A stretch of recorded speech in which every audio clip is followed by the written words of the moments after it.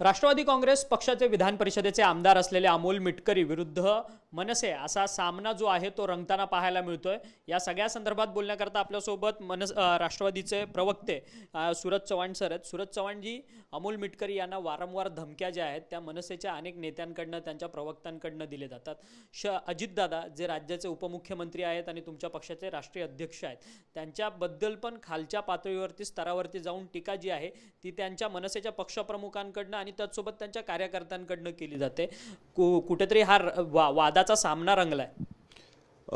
खरं तर मनसे पक्ष हा मरण येत नाही म्हणून जिवंत असलेला पक्ष आहे आणि त्या पक्षाचे पदाधिकारी जे आहेत ते मला वाटतं सामाजिक क्षेत्रामध्ये काम करणारे त्यांच्या मागे जन्मतापेक्षा किती गुन्हे आहेत, किती हप्ते वसुली गोळा करू शकतात, असे अट्टल गुन्हेगार टाईप जी पदाधिकारी असतात तशा पदाधिकाऱ्यांची संख्या महाराष्ट्र नवनिर्माण सेनेमध्ये भरपूर असल्यामुळं आणि संस्काराची कमी असल्यामुळं असे अनेक वक्तव्य करून प्रसिद्धी मिळवण्याचा त्यांचा एक केविलवाना प्रयत्न किंवा आम्ही जिवंत आहोत हे दाखवण्याचा प्रयत्न हे महाराष्ट्र नवनिर्माण सेनेकडनं केला जातोय।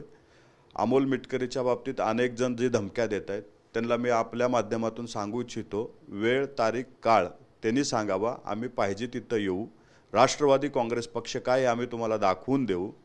उगाच माध्यमाच्या समोर बूम आला म्हणून बडबड करणाऱ्यांना मी सांगू इच्छितो, तुम्ही वेळ सांगा, तिथं राष्ट्रवादीचे आम्ही पदाधिकारी येऊ। परंतु त्यांच्या पक्षाचे नेते आहेत बाळा नांदगावकर, जे माजी मंत्री सुद्धा राहिलेले आहेत, आमदार सुद्धा त्यांनी पद भोगले, ते म्हणतात आहेत की अमोल मिटकरीने म्हणजे मनसे प्रमुख राज ठाकरेंवरती अशा पद्धतीने टीका केली नव्हती पाहिजे होती, जे सुपारीबाज वक्तव्य जे आहे ते अमोल मिटकरींनी केलेलं आहे असं त्यांचं म्हणणं आहे। बाळा नांदगावकरांनी पहिलं राज ठाकरे अजितदादाबद्दल पुण्यात जाऊन काय बोलले हे पाहावं। सुरुवात तुम्ही करायची आणि शेवटची अपेक्षा आमच्याकडनं करायची। सुरुवात तुम्ही केला, जशाच तसं उत्तर राष्ट्रवादीकडनं तुम्हाला भेटेल। तुम्ही जर आमच्या नेत्यावर खालच्या पातळीवर टीका करणार तर आम्ही ऐकून घेणाऱ्यापैकी नाहीत। तुम्हालाही तशी अपेक्षा ही ठेवावी लागेल तयारी की बाबा ऐकून घेण्याची। तुमचे नेते काय किती कर्तृत्वानं ते महाराष्ट्राला माहीत आहे। तुम्ही सत्तेतला पक्ष आहेत, आता महायुतीमध्ये तुम्ही सामील झालात, परंतु राज्याचे गृहमंत्री देवेंद्र फडणवीस आहेत, जे FIR मध्ये नोंदवलेली जी लोक होती, अमोल मिटकरी यांच्या गाडीवर हल्ला झाला, त्यांना शस्त्र घेऊन मारण्यापर्यंत मनसेचे कार्यकर्ते गेलेले होते, या सगळ्या संदर्भात गुन्हा देखील दाखल झालाय। गुन्हा दाखल होऊन पोलीस कारवाई करत नाही, त्यामुळे तुमचे आमदार स्वतः आता अकोल्यामध्ये आंदोलन करतात। अशी परिस्थिती सत्ताधारी आमदारांवर यावी? मला वाटतं गृहमंत्र्यांनी तात्काळ याची दखल घ्यायला पाहिजे। स्वतः गृहमंत्र्यांनी फोनही केला होता, परंतु जर अशी लोक धमक्या देऊन एका लोकप्रतिनिधीला किंवा संविधानिक पदावर बसलेल्या व्यक्तीला बाहेर फिरत असतील तर हे महाराष्ट्रासाठी दुर्दैव आहे। मला वाटते गृहमंत्री याची लवकरच दखल घेतील आणि जे काही मिशावर ताव आणून दाखवणारे गुंड होते त्यांना लवकर ताब्यात घेतील।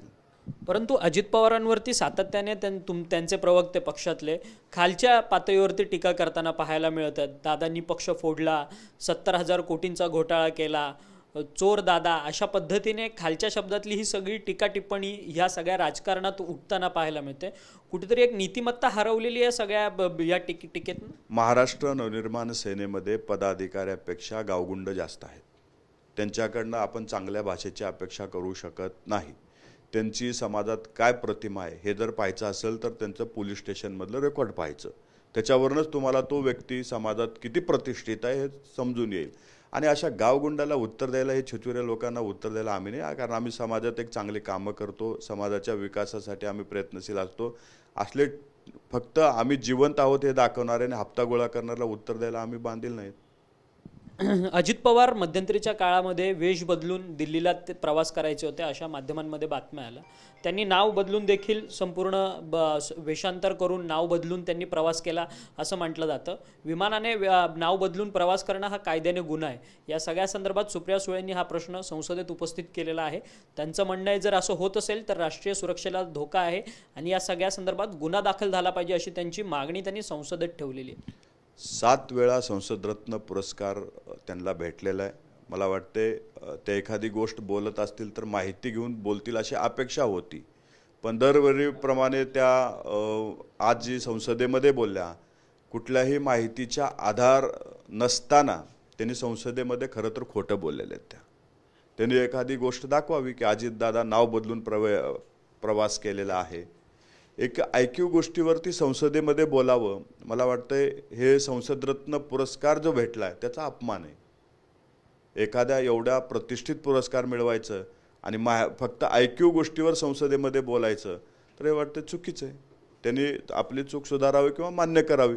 आगामी काळात शरद पवार तरुणांना संधी देणारे अशा चर्चांना उधाण आलेलं आहे. खरं तर तुमच्या पक्षातले मंत्री असलेले बाबाराव अत्राम यांनी काल बोचरी शब्दात टीका केली शरद पवारांवरती की पूर्वी शरद पवार हे पक्ष फोडायचे, परंतु आता ते घर सुद्धा फोडायला लागलेले आहेत म्हणून. साहेबांबद्दल मी नाही बोलणार, ते ज्येष्ठ आहेत, परंतु मला वाटते की तरुणांना संधी देत असतील तर चांगलेत, पण त्यांच्याकडे किती तरुण राहिलेत हेच बघावं लागेल. कारण हल्ली मला ती कुठं दिसत नाहीत त्यांच्या पक्षात.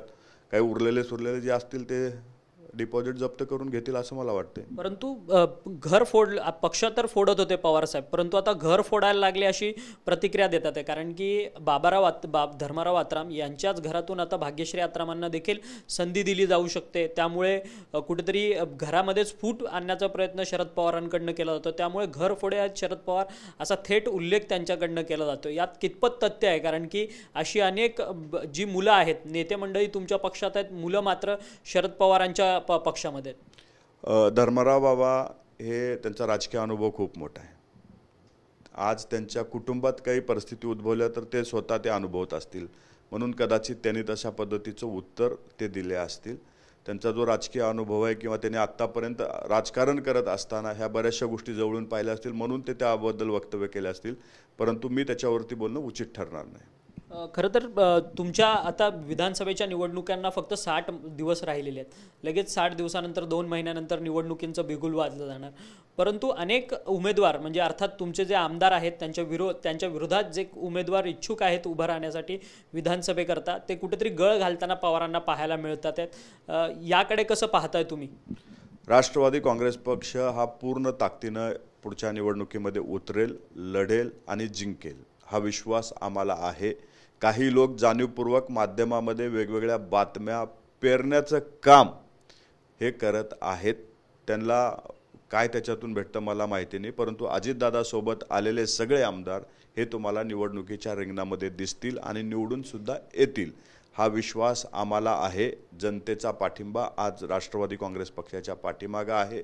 त्याच्यामुळं कोण काय अजेंडा सेट करतंय, काय करतंय ह्यापेक्षा आम्ही जनतेचे किती प्रश्न सोडवलोत, किती विकास कामं आम्ही मतदारसंघात किंवा महाराष्ट्राच्या विकासासाठी किती प्रयत्न केलेले आहेत हे लोकांसमोर घेऊन आम्ही जाणार आहोत. आम्ही कुठल्याही अलका कुबलच्या भूमिकेमध्ये लोकांच्या समोर जाणार नाही.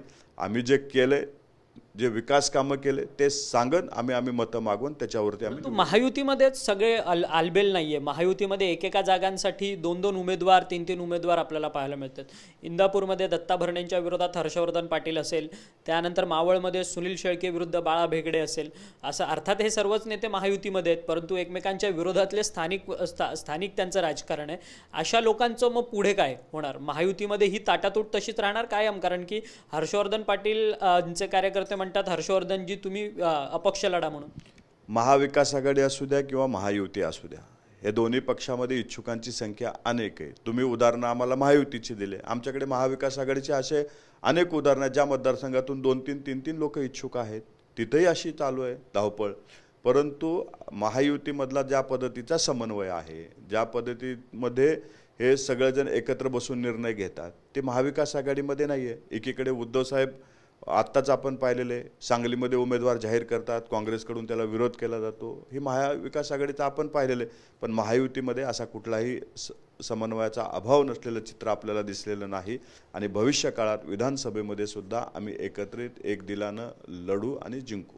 जितेंद्र आव्हाड यांनी छत्रपती संभाजीराजे यांचं रक्त तपासण्याची गरज आहे असं वक्तव्य केलं. त्या वक्तव्यानंतर स्वराज्य संघटनेच्या कार्यकर्त्यांकडनं त्यांच्या गाडीवरती हल्ला करण्यात आलेला आहे. सातत्यानं आमदारांवरती गाडीवर हल्ला करण्याची संपूर्ण कार्यक्रम जो आहे तो सुरू असलेला पाहायला मिळतोय. अमोल मिटकरीनंतर जितेंद्र आव्हाडांवरती हल्ला. माझी महाराष्ट्राच्या गृहमंत्र्याला विनंती आहे की जितेंद्र आव्हाडांच्यावरती थोडं अधिक लक्ष ठेवावं, कारण हा माणूस भविष्यामध्ये महाराष्ट्रातलं सामाजिक ऐक्य बिघडवण्यासाठी सातत्यानं प्रयत्न करतोय.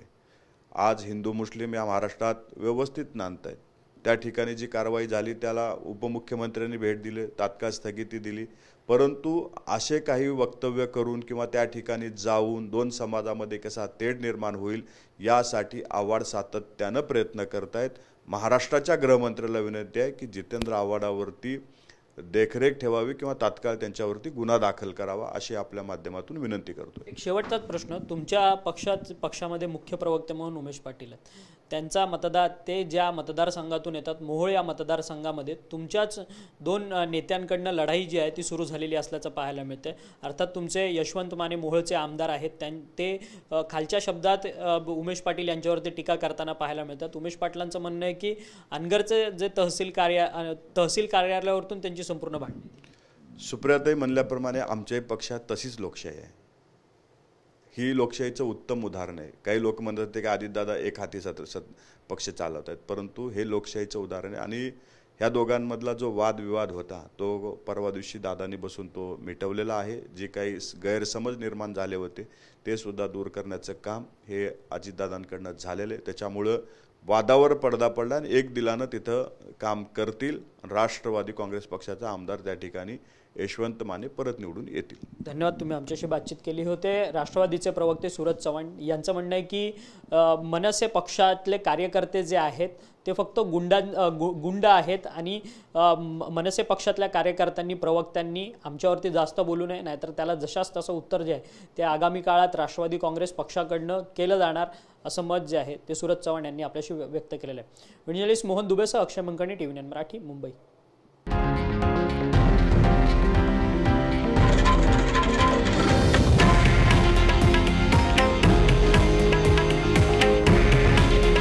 हे आहे देशातील नंबर 1 न्यूज नेटवर्क आणि आपण पाहत आहात TV9 मराठी.